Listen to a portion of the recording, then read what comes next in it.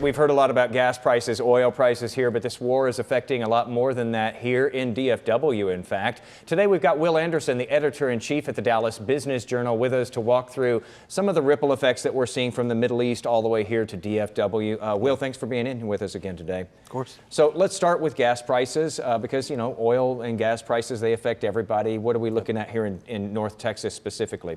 Yeah, it's probably the most common place where it's hitting people in Dallas right now. I think the latest from AAA is it's $3.26 a gallon, so up more than 25% in the past month. You're definitely paying more to fill up at the pump. I mean, that also affects like jet fuel, which comes from oil. So if you're looking at prices to fly this summer, those are getting a lot more expensive right now. A lot of airlines are talking about boosting like their fuel charge, or you're just seeing higher prices, quite higher. Everything gets affected by this. So let's broaden out and look at the economy and specifically the North Texas, the DFW economy. What other kind of ripple effects are you all seeing at the Dallas Business Journal from this? Yeah, so higher fuel prices are raising concern about renewed inflation. Inflation coming back stronger. It's a big part of the consumer price index, and there's just a lot of uncertainty about what happens next.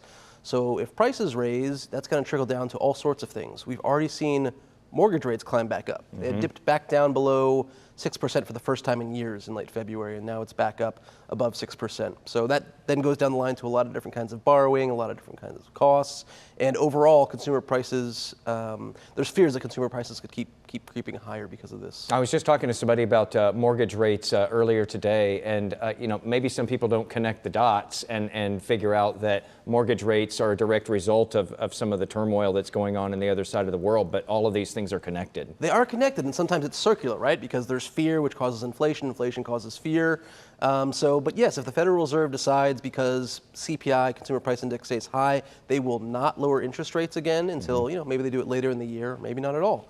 But those are changing, and so if they don't lower those rates, mortgage rates stay higher, yes. I know that you all talk to some really good minds all around North Texas in the business community. Can you talk a little bit about how business leaders are viewing what's going on, you know, half a world away from us? Because they, I think, tend to see these things through a totally different lens than a lot of lay people. Yeah, it's, I mean, to be honest though, it's a little more than a week in, almost 2 weeks, and there's still a lot of confusion. Like, what is exactly happening? So that's pretty similar, I guess, to maybe what the general public is feeling. But there's also, you know, in certain corners, there's optimism that this will be over quicker than some of us expect.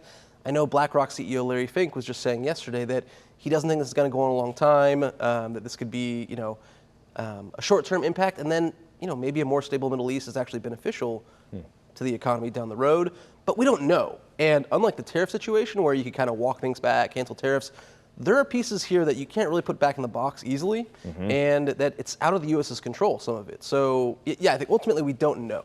Yeah, once you launch that attack, you don't know what dominoes behind that first domino actually fall down. And we know that businesses love certainty, and this has all of the elements of uncertainty that they could imagine. It's very hard to figure out what happens from here. This is a complex situation, and that is tricky for businesses, yep.